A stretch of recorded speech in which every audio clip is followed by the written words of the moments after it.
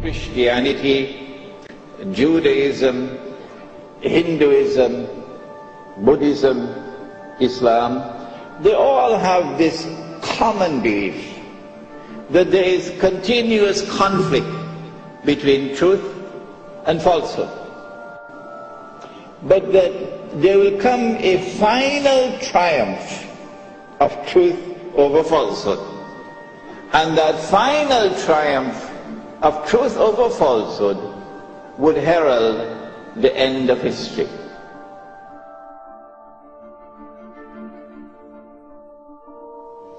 We turn now to modern Western civilization and their view concerning the movement of history and the end of history. What conception do they have of the movement of history? What is their conception of truth? And what is their differing conceptions of the end of history? I tell you, this is a truly fascinating subject.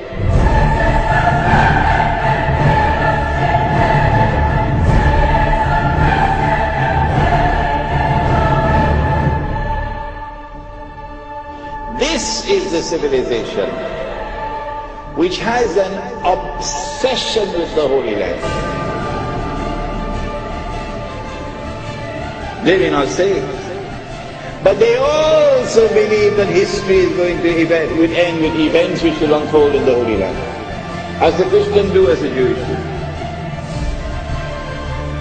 Modern Western civilization has displayed its obsession with the Holy Land in many instances in history.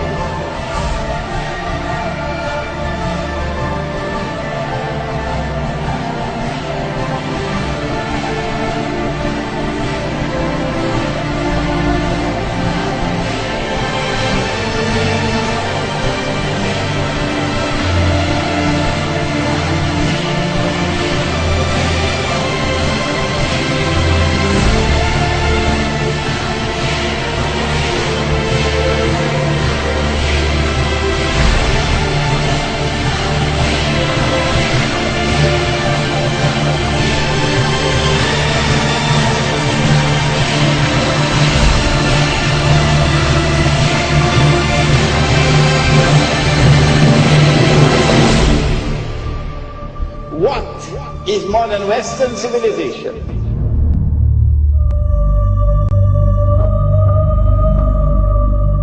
Modern Western civilization, and I have studied it for a long time, is an amazing phenomenon in history. It is unique. No civilization in history ever was like this. It is the first time in history that a civilization has emerged like this. For example, it is the first civilization in history which has been able to acquire that power to dominate the whole world in such a way that the entire rest of the world combined cannot threaten its power. That never happened before in history. Where did they get that power from?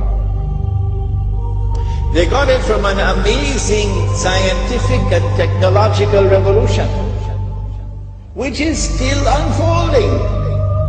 Many more amazing things to come that will dazzle you. And the emergence of this modern scientific and technological revolution cannot be explained from the analysis of historical phenomena. No, it is an absolutely unique event in human history. Modern Western civilization uses that unprecedented power to oppress. It is one of the greatest oppressors that history has ever seen. Modern Western civilization is also decadent to its very core. It is a civilization that is rotting at its very core, while yet at its periphery it glitters like gold. Modern Western civilization, which has this awesome and unprecedented power, which is oppressing mankind. Modern Western civilization, which is also decadent with very poor, also is a civilization with amazing powers of deception. Appearance and reality are always different from each other in all that pertains to this civilization.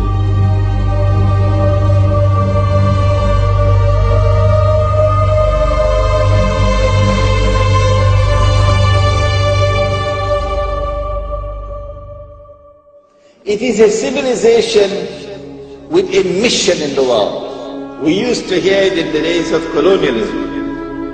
This is called in international relations called jingoism. That we have a mission to civilize mankind. And this mission took them not only to colonize the rest of the world, that's bad enough, but that didn't end the story. When they colonize a part of the world, they do not leave, they do not decolonize until and unless they have put in place institutions which will ensure that that society will continue to be ruled by them, by property. And in the process, they seek to transform the rest of mankind into carbon copies of themselves. This never happened before in history.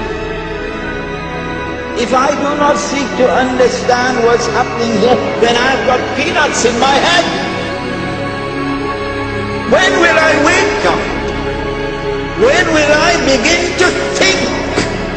When will the world have more to me than McDonald's hamburgers? What's happening here?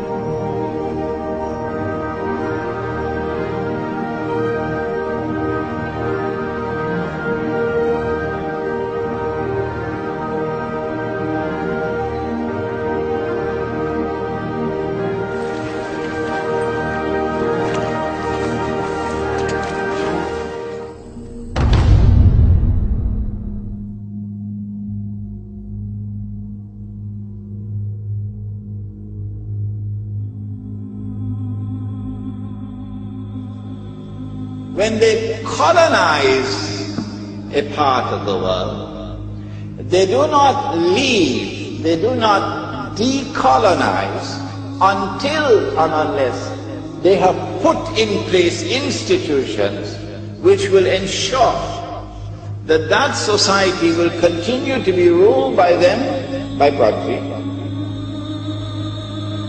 And in the process, they seek to transform the rest of mankind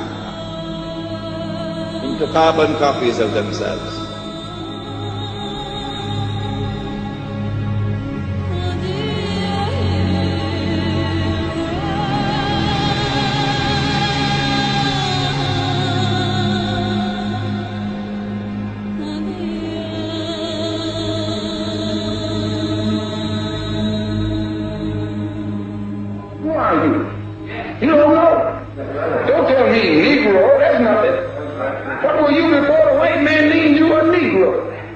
Where were you?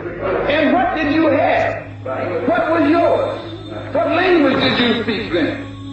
What was your name? It couldn't have been Smith or Jones or Bunch or Powell. That wasn't your name. They don't have those kind of names where you and I came from. No, what was your name? And why don't you now know what your name was then? Where did it go? Where did you lose it? Who took it? And how did he take it? What tongue did you speak? How did the man take your tongue? Where is your history? How did the man wipe out your history? How did the man, what did the man do to make you as dumb as you are right now? Their obsession is to transform the rest of the world into carbon copies of themselves.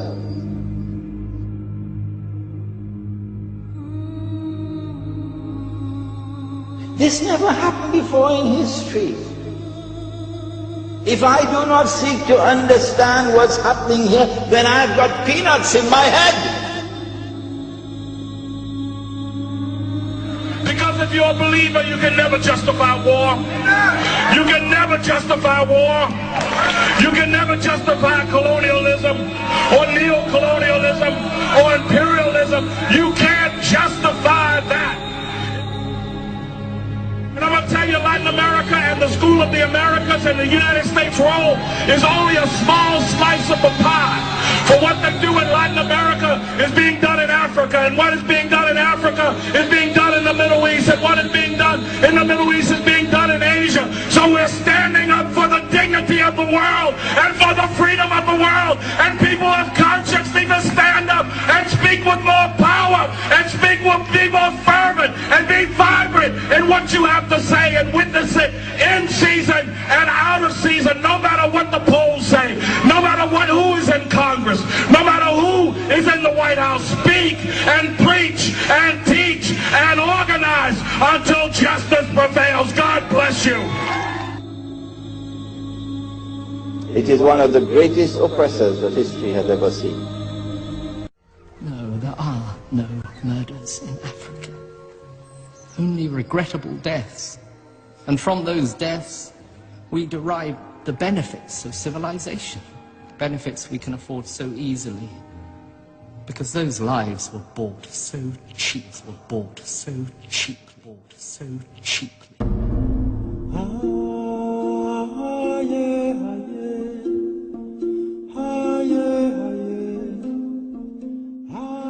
Imperialism has been one of the key factors to the existence of Dajjal on this earth. The imposing of his lifestyle on the rest of the world is what brought us to this point today.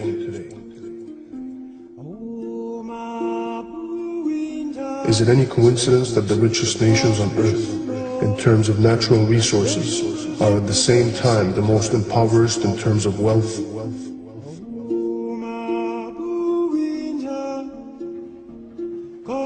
The third world nations are in fact the richest nations on earth,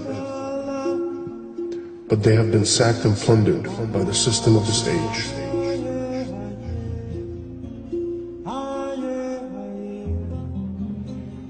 Can you think of one land outside Europe that they haven't placed their influence into?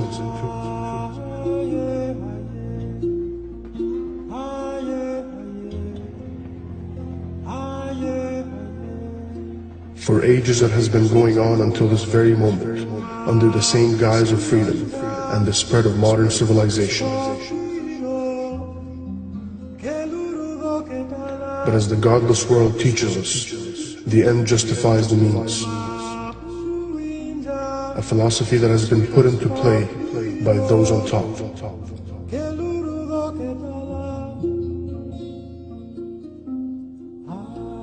The same world powers that pay billions to wage war can spend a tenth of that amount to save entire continents from hunger.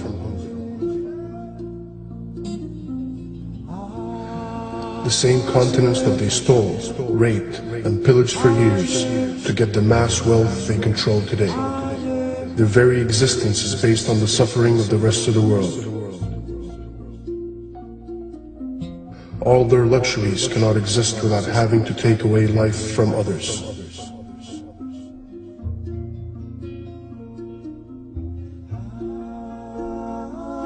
On top of all that, in an attempt to further corrupt the rest of the world, they have removed from us our culture and beliefs and imposed what was needed to be imposed. They seek to transform the world into carbon copies of themselves.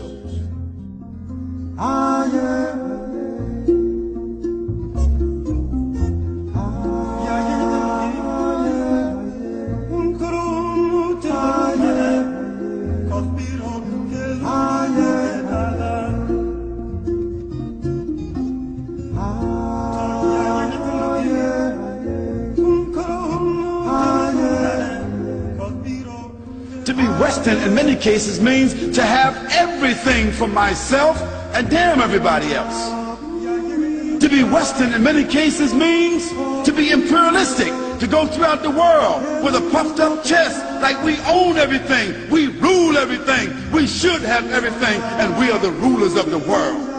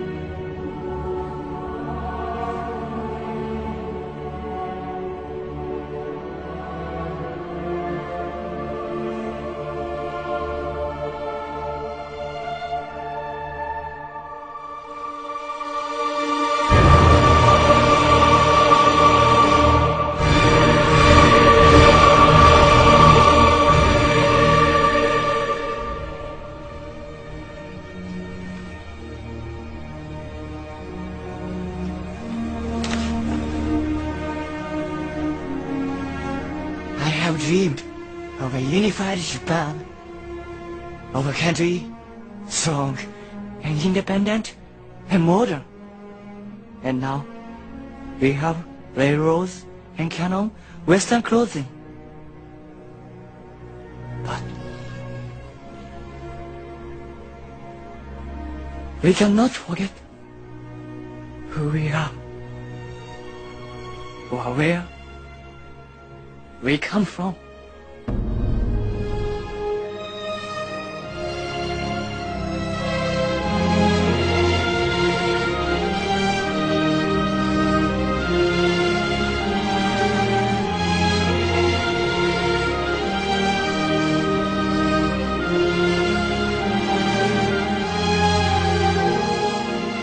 if we want to change the direction of this society, if we want to affect this society, we have to first reform ourselves.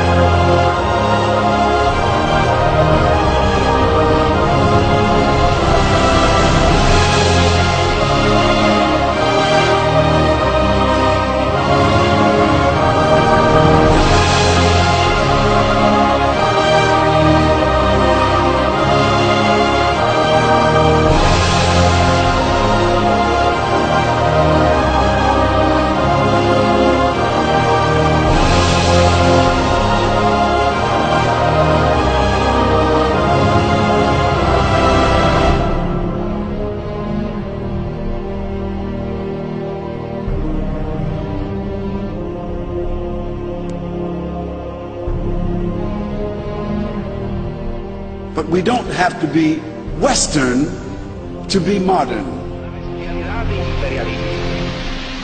Bestialidad que no tiene una frontera determinada ni pertenece a un país determinado. Bestias fueron las hordas hitleristas, como bestias son los norteamericanos hoy, como bestias son los paracaidistas belgas, como bestias fueron los imperialistas franceses en Argelia. Que no se puede confiar en el imperialismo, pero ni táctico, nada.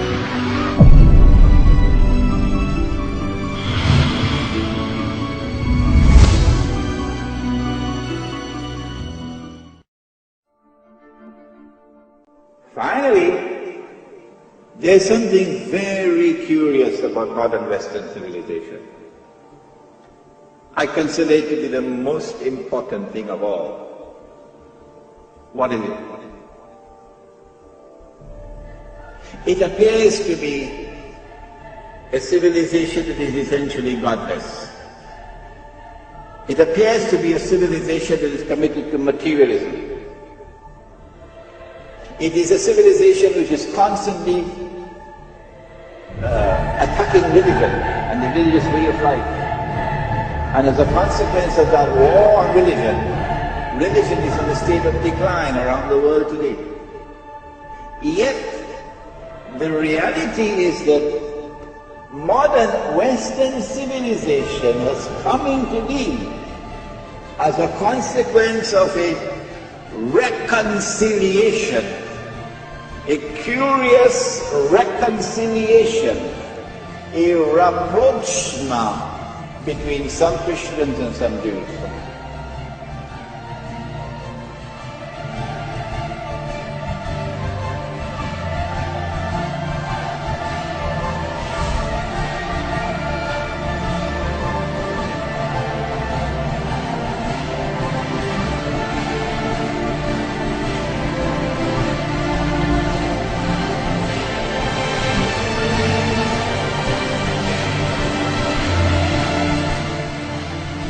And yet strangely, mysteriously, mystifyingly, in modern Western civilization, the world has witnessed for the first time and for the only time Jewish-Christian friendship and alliance. So this is not really a godless civilization. It appears to be. I used to say early on when I was a kid, I'd say, when I was a young senator, I'd say, if I were a Jew, I'd be a Zionist. I am a Zionist. You don't have to be a Jew to be a Zionist. You don't have to be a Jew to be a Zionist.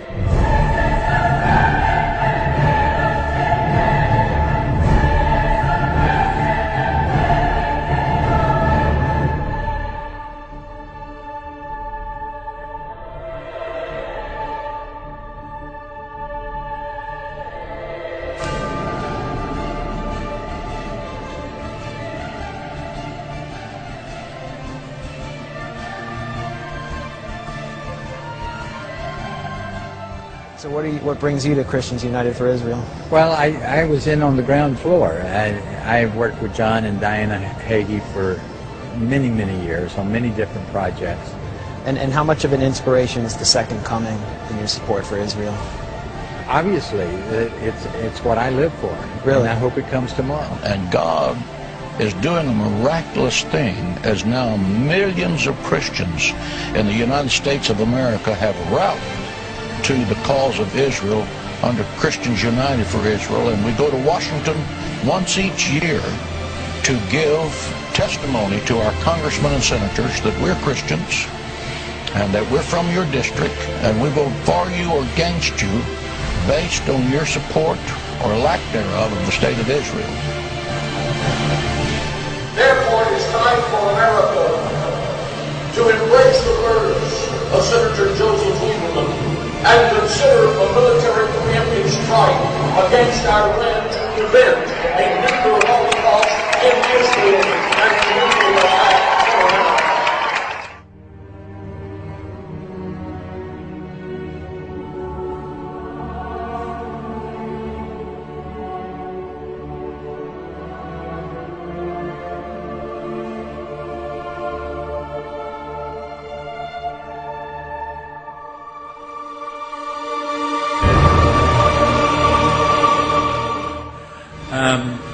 I have a deep sympathy for the Jewish people, and I think as Christians we owe them a deep apology for the incredible suffering that we've caused them over the centuries, and that would apply also to Islam. I think that what they have gone through, and not least in the latter years under the Nazi Holocaust, I think is absolutely appalling, and the world did not help. So the modern state of Israel is almost a survival mechanism. I can understand why people who have been rejected by the world and treated like that should want a place of their own. Where I have a problem, though, is when Christians use the Bible to say that what's happening in Israel is a fulfillment of prophecy. Because when I was in Israel, what I found was a largely secular state. When you look at the way it operates vis-a-vis the Palestinians, you have to say it's founded on injustice and unrighteousness and cruelty. Now, if you're going to call that the fulfillment of prophecy, it has to be founded on righteousness.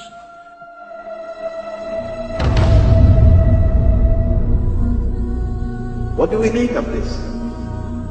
If that was the end of the story, that is already strange enough, but there's more to come. Modern Western civilization has witnessed not only this Jewish-Christian reconciliation and alliance, but more than that. This is the civilization which has an obsession with the Holy Land.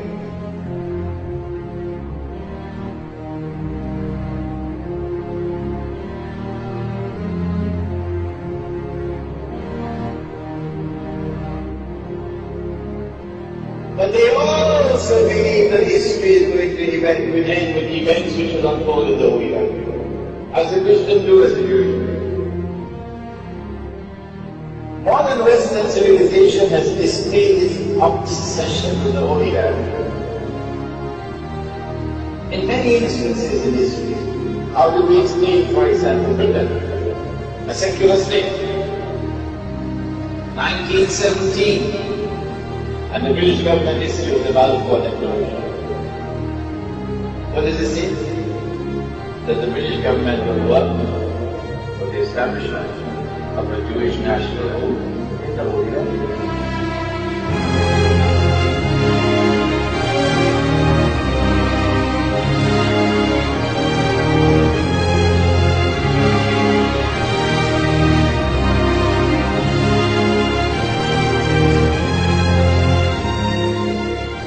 That false Messiah, in order to impersonate the true Messiah, must rule the world from Jerusalem, from a state of Israel.